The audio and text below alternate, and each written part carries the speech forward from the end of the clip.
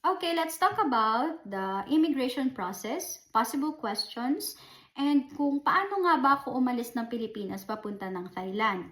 So, umalis po ako ng Pilipinas as a tourist. Yes po, same process po sa mga ibang teachers na nag-take risk din po sila as a tourist.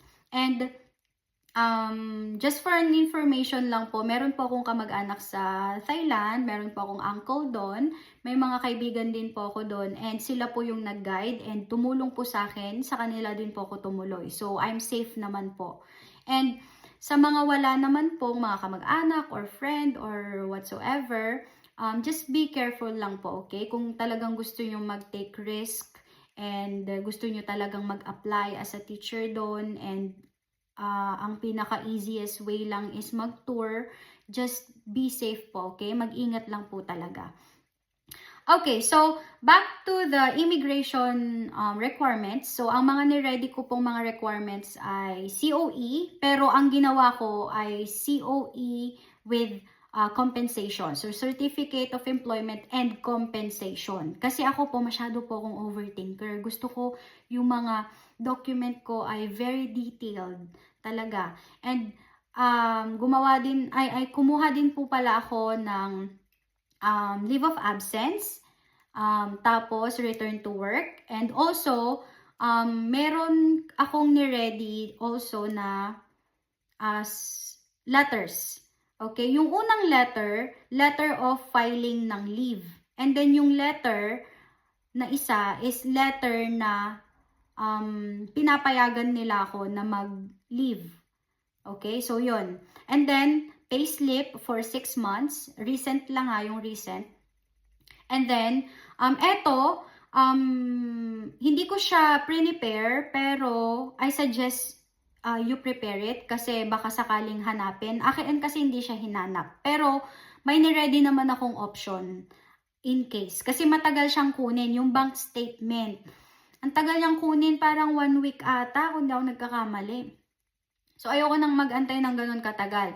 So, yung bank statement, meron naman pong optional na pwedeng gawin. So, kung halimbawa, wala kang bank statement na yung certificate talaga galing sa bangko, pwede mong i-prepare yung online banking mo. Ako, may online banking ako nung time na yon. Tapos, meron din another option na mag-check balance ka bago ka pumunta ng immigration. May mga ATM naman sa loob ng airport. So, kung halimbawa, meron doon yung, kunwari BDO, may BDO naman doon sa airport, you check balance first. Kung wala kang online or wala kang bank statement.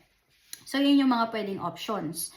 Ngayon, ano ba yung mga possible questions? Yung mga possible questions kasi, depende yan kasi sa profile and sa background mo. And depende yan sa sinasubmit mong mga documents.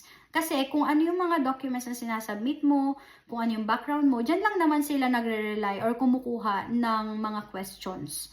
Okay? So, para sa akin, yung mga basic na dapat mong ibigay, una is yung passport mo, yung plane ticket mo, and yung return ticket, and also yung hotel booking, and yung itinerary. Etong apat na to ang talagang grabeng hinahanap talaga. Okay? So, yan yung unang-unang hahanapin talaga sa inyo. Kaya dapat etong mga to ay hindi nyo makakalimutan.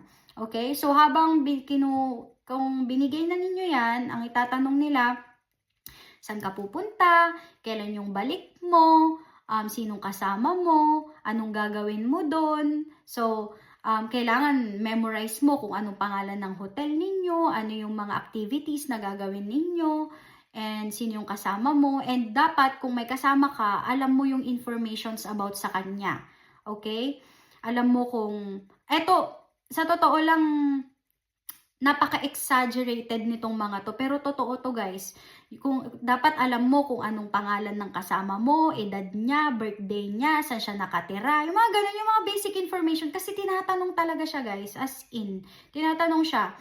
And then, tinatanong din kung sponsored or kung self-funded yung travel mo. Kapag self-funded yung travel mo, mga teach, do not mention na may kakilala ka. Kung if ever may kakilala ka sa Thailand or may pupuntahan ka doon, okay, red flag na yan.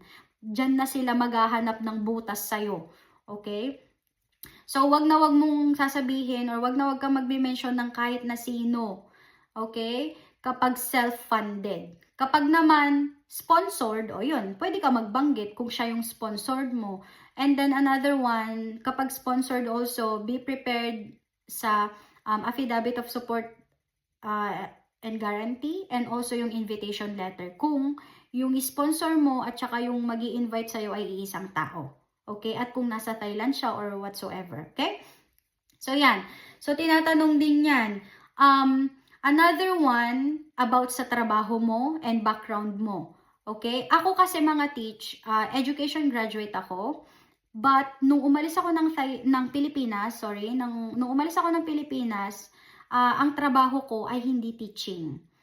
Kaya, parang, para sa akin, medyo, ano na yun parang naging, ano bang tawag doon? Parang naging good way para maipasa ko yung immigration din na hindi na itanong sa akin kung teacher ako. Kasi nga, hindi teaching ang trabaho ko. So, hindi siya na-mention, hindi siya naungkat. Unlike kapag teacher ka, tapos teaching ang trabaho mo bago ka umalis ng Pilipinas, tatanungin yan sa immigration Kasi alam nyo, ang immigration, pag nalaman nila, kunwari sa Thailand ang punta mo, kapag nalaman nila na teacher ka, red flag na yan kaagad. Mag-iisip na yan ng kung ano-ano. So, marami na silang tanong, marami ng ganito, and so on. So, para sa akin, malaking advantage kung halimbawa teacher ka, tapos hindi teaching ang trabaho mo kapag aalis ka ng Pilipinas. Although, marami namang case-to-case basis naman to. Kasi yung dalawang kakilala kong kakaalis, parang last year lang pumunta. Teacher sila, teacher din ang trabaho nila nung umalis sila, pero nakalusot ng immigration. And nagwo-work na sila as a teacher ngayon dun sa Thailand. So, kaka 1 year lang nila dun. So, yun.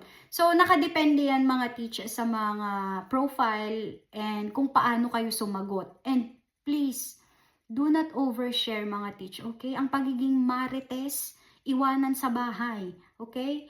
Ang pagiging madaldal, iwanan muna. Pansamantala lang naman, okay? Huwag sa immigration. Kasi, pag nag-overshare ka kasi, dyan sila nakakapag-isip ng pwede pang itanong sa'yo hanggang sa maungkat nila yung talagang intention mo. Okay? So, avoid oversharing. And, isa pang tip mga teach, kapag halimbawa nasa Pilipinas kayo, naghahanap kayo ng trabaho, nagsisearch kayo, and everything like this.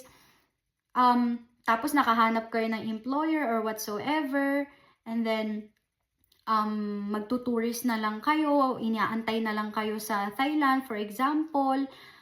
Be sure na nakadelete lahat ng conversation, emails, lahat ng search history about sa paghahanap ng trabaho and everything. Okay? Kasi nangangalkal ang immigration ng mga cellphones. Nag-check sila ng mga images, ng mga messages, emails, search histories, lahat.